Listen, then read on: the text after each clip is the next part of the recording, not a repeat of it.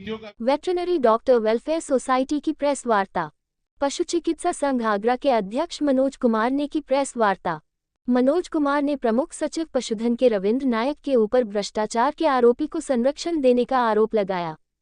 भ्रष्टाचार और गोकशी को बढ़ावा देने के आरोपी डॉक्टर नीरज गुप्ता को प्रमुख सचिव पशुधन ने सेवा विस्तार दे दिया।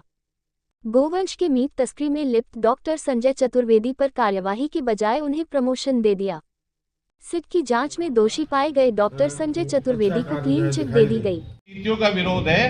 प्रमुख सचिव महोदय, मैं आपसे जानना चाहता हूं कि भ्रष्टाचार का विरोध करना भ्रष्टाचार करना क्या शासन की नीति है? मैंने तो भ्रष्टाचार का विरोध किया था, उसको आपने लिख दिया शासन की नीति है। तो कृपया बताने का कष्ट करें कि भ्रष्टाचार को क्या शासन ने अपनी नीति मान लिया है? प्रेस के मित्रों, पिछली बार 10 दिसंबर को हमने प्रमुख सचिव महोदय श्री रविंद्र के नायक जी के बारे में ये बताया था कि ये भ्रष्टाचार और चोरी करने वाले को इनाम देते हैं। पूरी बात इसलिए नहीं बता कि पूरी बात उस प्रेस में बता दी थी, लेकिन मेन बात ये है कि वो भ्रष्टाचार और चोरी करने के काम को बहुत पसंद करते हैं। लेकिन ये काम भी बहुत छोटा पड़ गया है उनके लिए।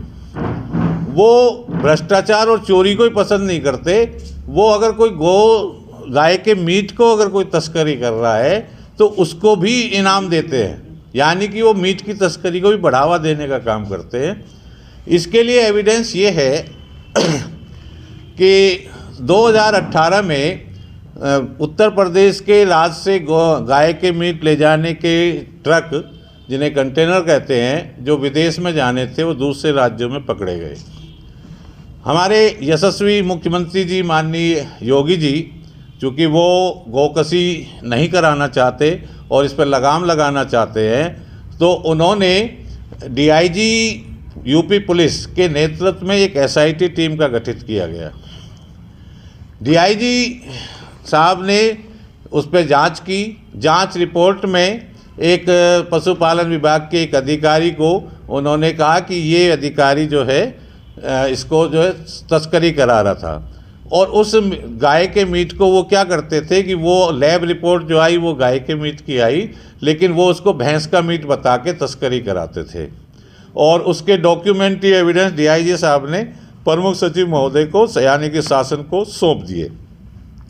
शासन ने, चूँकि माननीय योगी जी मुख्यमंत्री जी ने जांच टीम गठित करी थी, लेकिन पता नहीं किस मंशा से उन्होंने कहा कि योगी जी, माननीय योगी जी आप अलग, आपकी टीम की जांच रिपोर्ट को मैं नहीं मानता, मैं उनसे छोटे अधिकारी जो पशुपालन विभाग के, उनसे दोबारा जांच कराता हूं।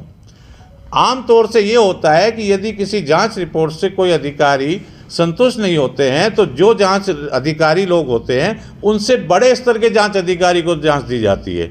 इन्होंने बड़े से नहीं, बहुत छोटे स्तर के पशुपालन विभाग के अधिकारी को जाँच दे दी। तो पहली तो चीज़ ये है कि अगर जांच दोबारा ही करानी थी तो डीआईजी साहब के बजाय आईजी साहब से कराते या सीबीआई से कराते, लेकिन इन्होंने छोटे अधिकारी से दोबारा जांच कराई। दोबारा जांच करके जो छोटे अधिकारी हैं उन्होंने ये चीज़ को अलग करते हुए कि गाय का मीट है, गाय के मीट की रिपोर्ट आ गई है, उन्होंने कह दिया नहीं साहब, इन्होंने सर्टिफिकेट भैंस का बनाया तो सही था। यानी कि जो फोरेंसिक लैब कह रही है वो तो कह रही है ये गाय का मीट है, और जो जांच अधिकारी कह रहा है नहीं, उन्होंने भैंस का मीट का सर्टिफिकेट बनाया वो सही था। अब उसके बाद होता क्या है कि हमारे प्रमुख सचिव महोदय श्री रविंद्र के नायक जी के वो क्लीन चिट मिलके जो आती है, जिस क्लीन चिट पे कहा जाता है कि गाय के मीट को भैंस का मीट लिखना सही है, उसको तुरंत इनाम दे देते हैं। और इनाम देने का काम क्या करते हैं कि वो उस अधिकारी को सीधे प्रमोशन दे देते हैं। यानी कि अगर कोई चोरी करेगा, भ्रष्टाचार करेगा तो सेवा विस्तार होगा, और अगर कोई गाय के मीट की तस्करी कराएगा तो उसका प्रमोशन होगा। मेरा हाथ जोड़ के माननीय मुख्यमंत्री जी से निवेदन है, माननीय मुख्यमंत्री जी, आप भ्रष्टाचार के प्रति जीरो टॉलरेंस है, उसको हमारे प्रमुख सचिव साहब ने आपको ऐसे ठेंगा दिखाया।